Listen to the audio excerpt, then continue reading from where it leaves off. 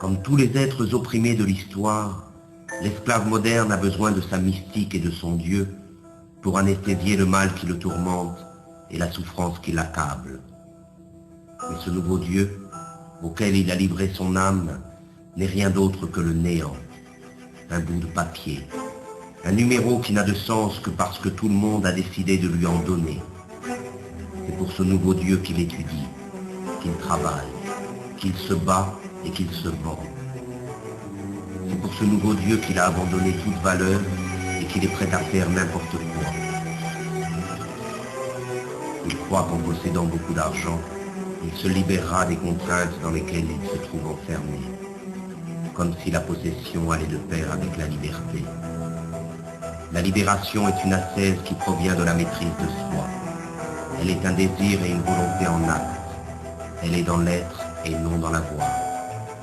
Mais encore faut-il être résolu à ne plus servir, à ne plus obéir.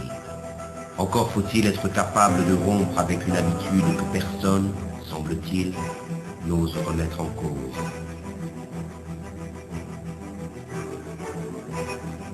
Or, l'esclave moderne est persuadé qu'il n'existe pas d'autre alternative à l'organisation du monde présent. Il s'est résigné à cette vie, car il pense qu'il ne peut y en avoir d'autre.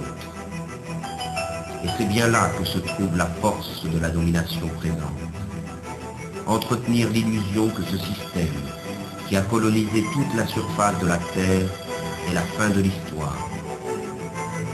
Il a fait croire à la classe dominée que s'adapter à son idéologie revient à s'adapter au monde tel qu'il est et tel qu'il a toujours été.